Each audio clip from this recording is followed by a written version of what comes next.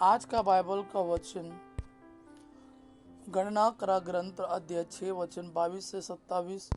दूसरा वचन सन पौलुस का गलतियों के नाम पत्र अध्याय 4 वचन 4 से 7। और आज का सुसमाचार सन लूकास के अनुसार अध्याय 2 वचन 16 से 21। गणना का ग्रंथ अध्याय 6 वचन 22 से 27।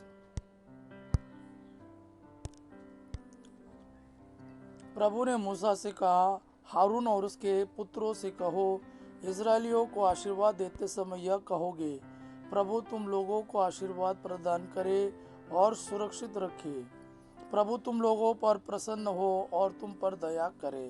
प्रभु तुम लोगों पर दया दृष्टि करे और तुम्हें शांति प्रदान करे।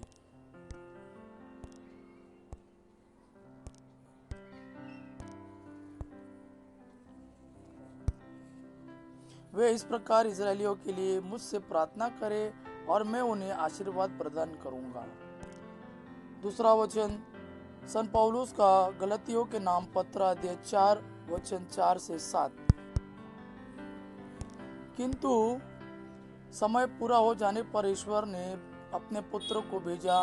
वह एक नारी से उत्पन्न हुए और संहिता के अधीन रहे, जिससे वह संहिता के अधीन रहने वालों को छुड़ा सके और हम ईश्वर के दत्तक पुत्र बन जाए। आप लोग पुत्र ही है। इसका प्रमाण यह है कि ईश्वर ने हमारे हृदयों में अपने पुत्र का आत्मा भेजा है, जो यह पुकार कर कहता है, अब्बा पिता। इसलिए अब आप दास नहीं पुत्र है, और पुत्र होने के नाते आप ईश्वर की कृपा से विरासत के अधिकारी भी है। इसलिए अब आप दास नहीं पुत्र है, और पुत्र होने के नाते आप ईश्वर की कृपा से विरासत के अधिकारी भी है। सन लूकास के अनुसार सुसमाचार अध्याय 2 वचन 16 से 21। वे शीघ्र ही चल पड़े और उन्होंने मरियम, यूसुफ तथा चरनी में लेटे हुए बालक को पाया। उसे देखने के बाद उन्होंने बताया कि इस बालक के विषय में उनसे क्या क्या कहा गया है। सभी सुनने वाले चरवाहों की बातों पर चकित हो जाते थे। मरियम ने इन सब बातों को अपने हृदय में संचित रखा और वह इन पर विचार किया करती थी। जैसा चरवाहों से कहा गया था, वैसे ही उन्होंने सब कुछ देखा और सुना। इसलिए वे ईश्वर का गुणगान और स्तुति करते हुए लौट गए।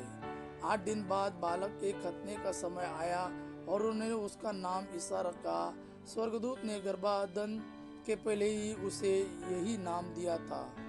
यह प्रभु का वाणी है। प्रभु को धन्यवाद।